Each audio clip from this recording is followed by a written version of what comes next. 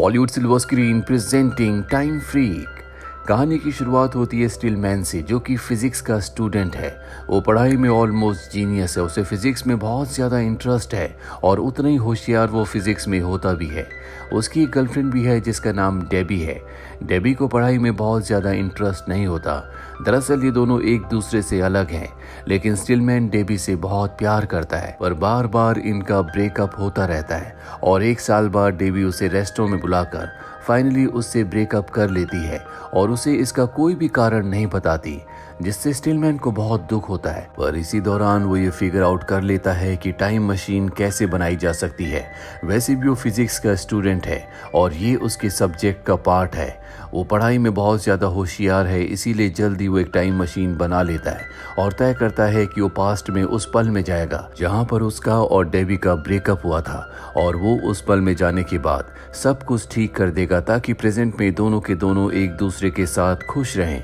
लेकिन यहाँ पर जो उसने टाइम मशीन बनाई होती है उसमें वो फिजिकली पास्ट में नहीं जा सकता, लेकिन वो अपने माइंड को पास्ट में भेज सकता है और वो ऐसे ही करता है। वो उस पल में अपने माइंड को भेजता है जब पहली बार इनका ब्रेकअप हुआ था। वो बहुत कोशिश करता है कि इनका ब्रेकअप ना हो, लेकिन इनका ब्रेकअप हो ही जाता है। वापस प्रेजेंट में आने के बाद स्टिलमैन को एहसास होता है कि ब्रेकअप उस दिन की वजह से नहीं हुआ, बल्कि पास्ट में जितनी भी इन्होंने गलतियां की थी उस वजह से हुआ था। यानी कि पास्ट में जाकर उसे उन सभी बैड मेमोरीज को ठीक करना होगा जो उसकी डेबी के साथ थी, तभी प्रेजेंट में इनका रिश्ता ठीक हो सकता है। और अगर सब कुछ ठीक हो गया तो डेबी ने जो उसे ब्रेकअप का मैसेज भेजा था वो उसके मोबाइल से डिलीट हो जाएगा और अब डेबी के साथ पास्ट में उसकी जो भी गलतियां थी, जो भी बैड मेमोरीज थी, वो उन सब की लिस्ट बनाता है। यहाँ पर उसका दोस्त इवान भी आ जाता है, जिसे वो अपनी टाइम मशीन के बारे में बताता है कि कैसे हम अपने दिमाग को, अपनी कॉन्शियसनेस को पास्ट में भेजकर पास्ट की गलतियों को ठीक कर सकते हैं। इवान ये सुनकर बहुत ज्यादा इम्प्रेस हो जाता है और वो भी उसके साथ पास्ट में जाने के लिए तैयार हो जाता है।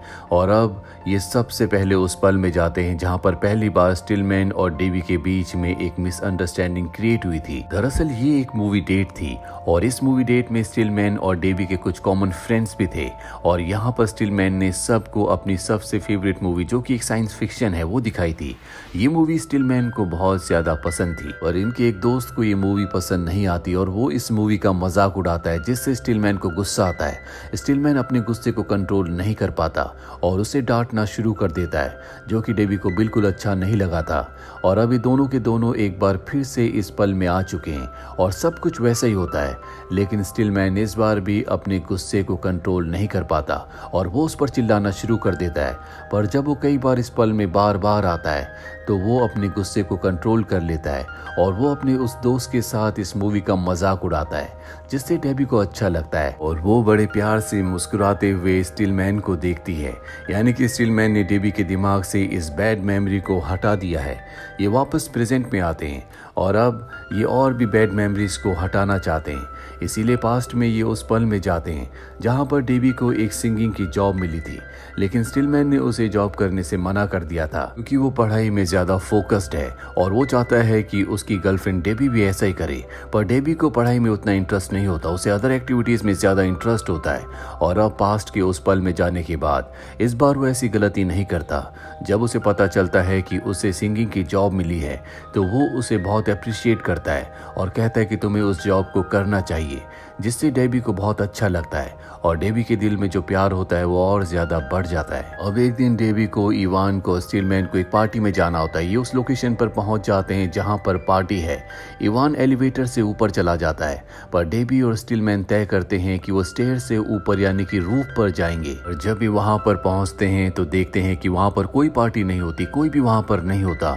दरअसल एक गलत जगह पहुंच गए होते हैं और दरवाजा भी अपने आप ही लॉक हो जाता है, जिस वजह से डेबी बहुत ज्यादा पैनिक कर जाती है, वो घबरा जाती है। पर स्टिलमैन उसे बहुत प्यार से हैंडल करता है, जो कि उसने पिछली यादों में नहीं किया था, और दरवाजे को भी खोल देता है, जिससे डेबी उससे बहुत ज्यादा इम्प्रेस हो जाती है। दरअसल अब वो हर उस पल में जा रहा होता है जहाँ पर उसने गलती की थी, जहाँ पर उसने डेबी से अच्छे से बात नहीं की थी, और वो उन सभी पलों को एक एक करके ठीक करता है। लेकिन इनका जो सबसे बड़ा ब्रेकअप हुआ था वो एक पार्टी के दौरान हुआ था। वहीं इवान भी पास्ट में एक लड़की से मिला था जिसे वो इम्प्रेस करना करना चाहता था, पर जब वो ट्रैक पर उससे बात कर रहा होता है तो वो उससे अच्छे से बात नहीं कर पाता। बातों बातों में कुछ ऐसी बातें बोल जाता है जिससे वो लड़की उसमें बिल्कुल भी इंटरेस्टेड नहीं होती और इवान अब उस लड़की को इम्प्रेस करना चाहता है, इसीलिए बार बार वो पास्ट के उस पल में जाता है और उसे इम्प्रेस करने की कोशिश करता है, लेकिन बार बार वो कामयाब नहीं हो पा रहा होता और बार बार एक ही पल को रिपीट करने की वजह से इनकी जो टाइम मशीन होती है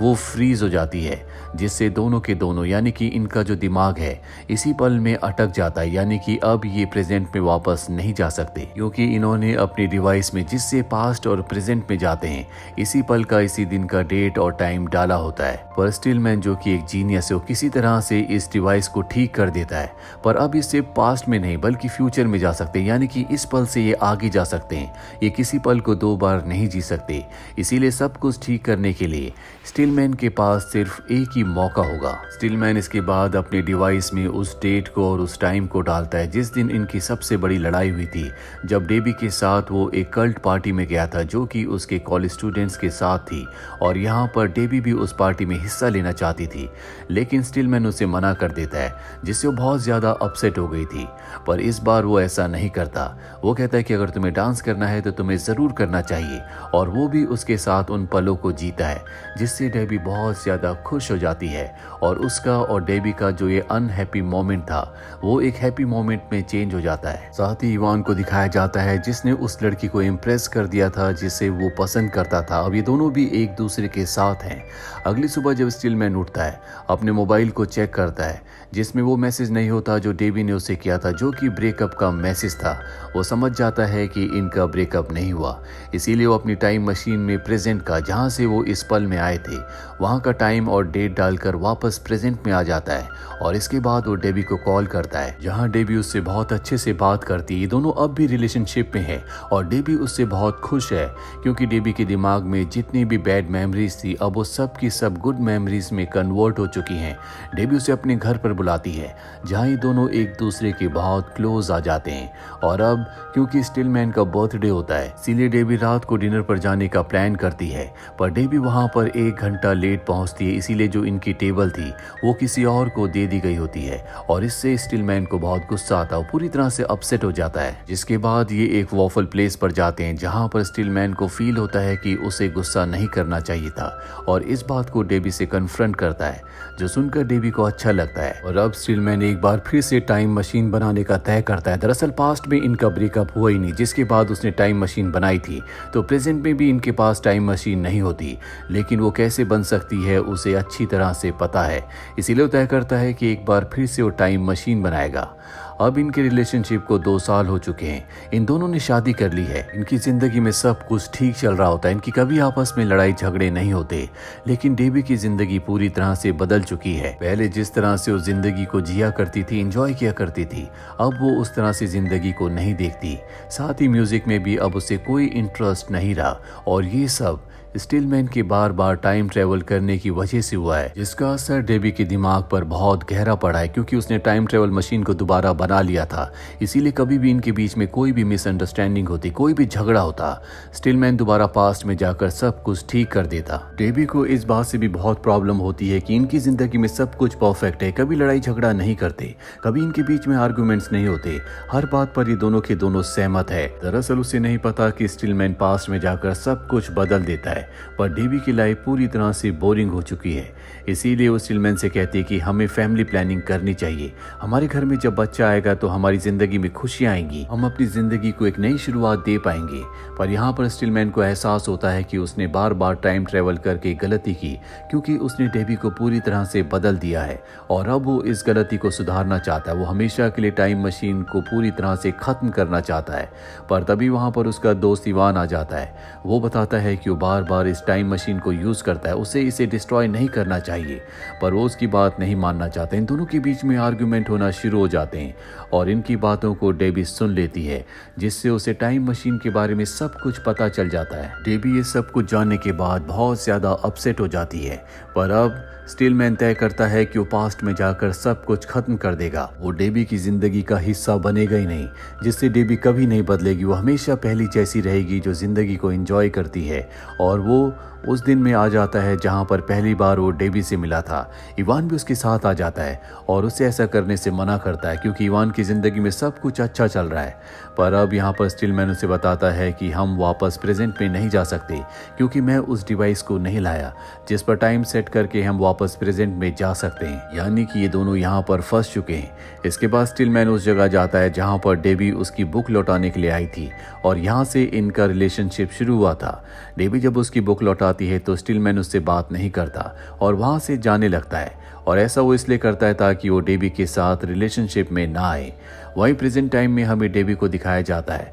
जिसे एहसास होता है कि स्टिलमैन ने जो कुछ किया उसे पाने के लिए किया क्योंकि वो उससे बहुत प्यार करता है। इसीलिए वो भी टाइम मशीन के अंदर जंप करके इसी वक्त में आ जाती है जहाँ पर वो देखती है कि स्टिलमैन जा रहा है। लेकिन अब ये जो पास्ट की डेबी है इसके अंदर फ्यूचर की डेबी की कॉन्शियसनेस है और जब वो स्टिलमैन को जाते हुए देखती है तो वो उसे आवाज़ देती है और कहती है कि तुम मुझसे बात क्यों नहीं कर रहे। स्टिलमैन समझ जाता है कि ये फ्यूचर की डेबी है जो कि उसकी वाइफ है और इन दोनों के बीच में आर्ग्यूमेंट्स होना शुरू हो जाते हैं और कुछ देर बाद इनका झगड़ा खत्म हो जाता है। और यहाँ पर स्टिलमैन कहता है कि हमारे बीच में चाहे कितना ही झगड़ा क्यों ना हो हम कभी ब्रेकअप नहीं करेंगे, हम दोनों हमेशा साथ रहेंगे और ना ही मैं कभी टाइम मशीन बनाऊंगा, ना ही मैं किसी पल में वापस जाकर कभी किसी पल को ठीक करूंगा क्योंकि जिंदगी अनसर्टेन होनी चाहिए। जब जिंदगी आपको सरप्राइजेस देती है तभी आपकी जिंदगी में खुशियां आती है, आपकी जिंदगी इंटरेस्टिंग बनती है। दरअसल उसे एहसास हो चुका है कि जिंदगी के भविष्य के या पास्ट के बारे में हमें पहले से पता हो